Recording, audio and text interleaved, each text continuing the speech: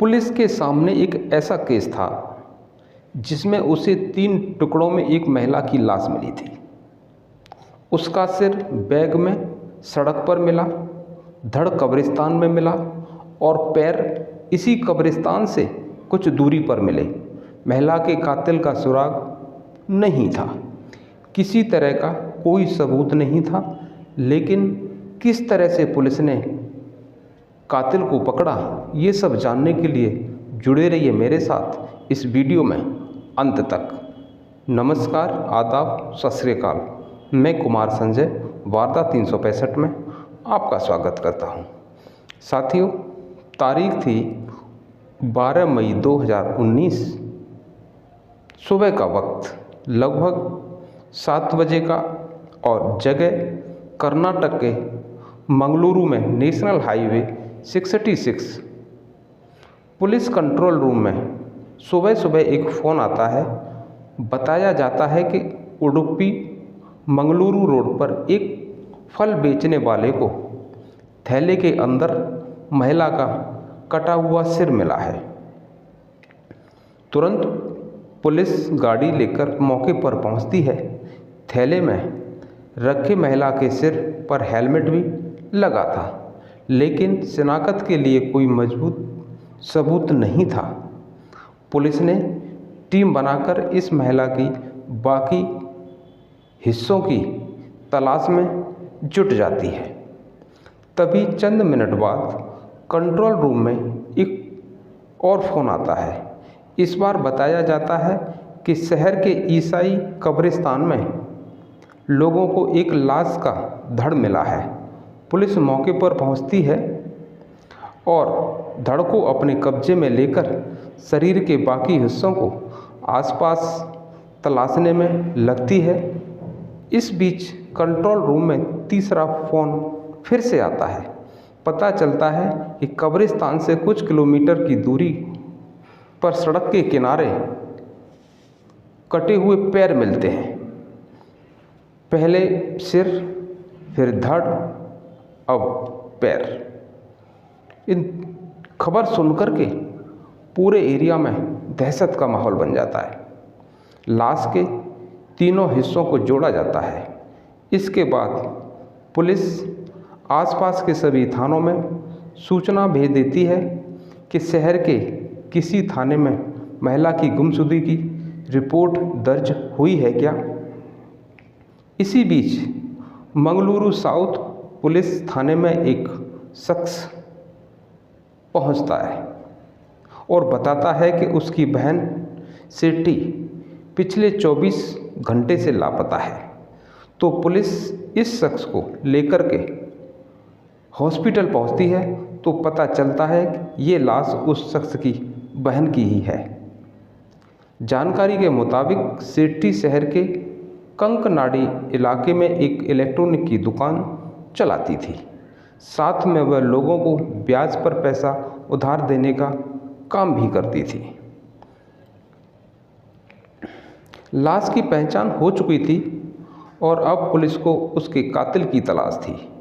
Police ने जब पूछताछ की तो पता चलता है कि सेठी एक शादीशुदा महिला थी, लेकिन अपने पति से अलग रहती थी।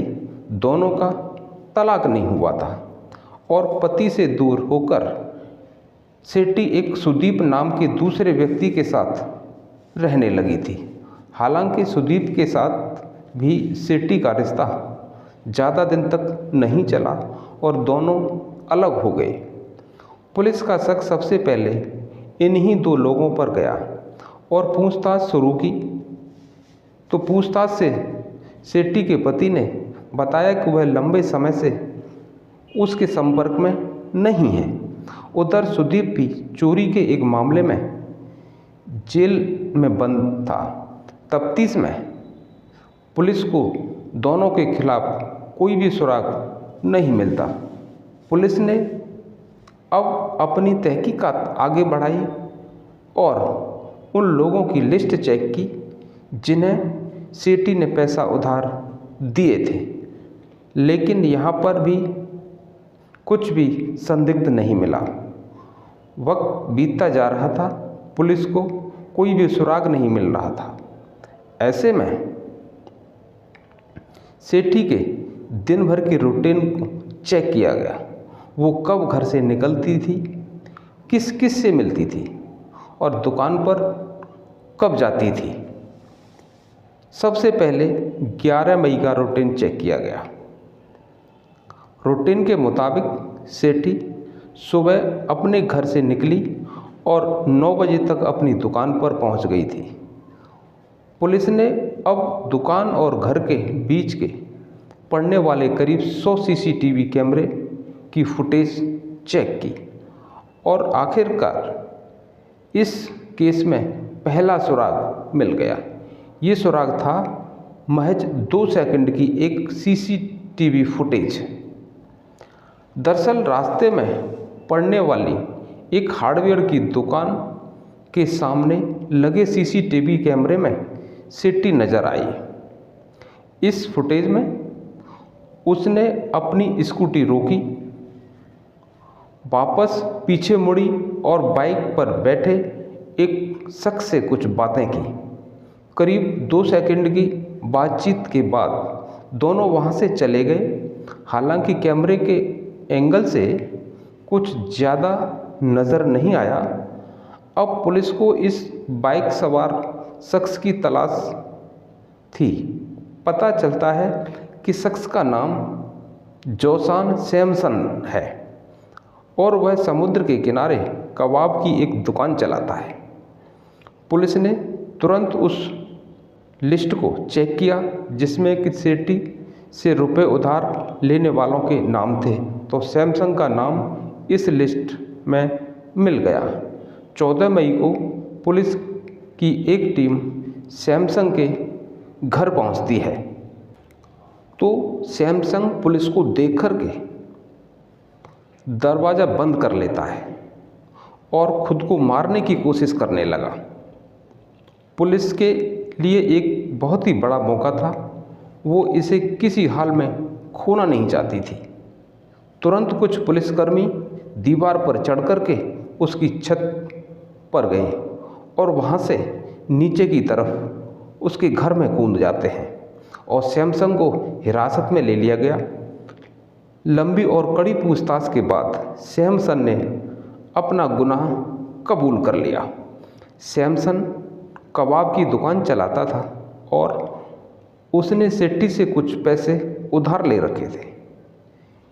इन रुपयों में से वो आधे रुपए वापस कर चुका था, लेकिन आधी रकम अभी बाकी थी। उसने बताया कि सेठी अक्सर सभी के सामने पैसा मांगने लगती थी और कई बार उसकी सेठी के साथ गाली गलौज भी हुई थी। जब सेठी उसके पैसे मांगती तो वह बहाने से इधर उधर गायब हो जाता था। 11 मई 2019 को सेठी बिना सैमसंग को फ़ोन किए रुपए मांगने के लिए उसके घर जा रही थी। रास्ते में सेठी को सैमसंग दिख जाता है और उसने स्कूटी रोक कर के सैमसंग से पैसे मांगे। सैमसंग ने कहा वो 2 मिनट में अपने घर पहुंच जाएगा। सेठी उसके घर पहुंची और उसकी बीवी के सामने ही रुपए के लिए पूछने लगी। सैमसंग को ये बात अच्छी नहीं लगी और उसने गुस्से में आकर सैमसंग ने पास में पड़ी लकड़ी के तख्ते से उसके सिर पर तेजी से 2 बार वार किए। सेठी वहीं पर लहूलुहान होकर गिर पड़ी।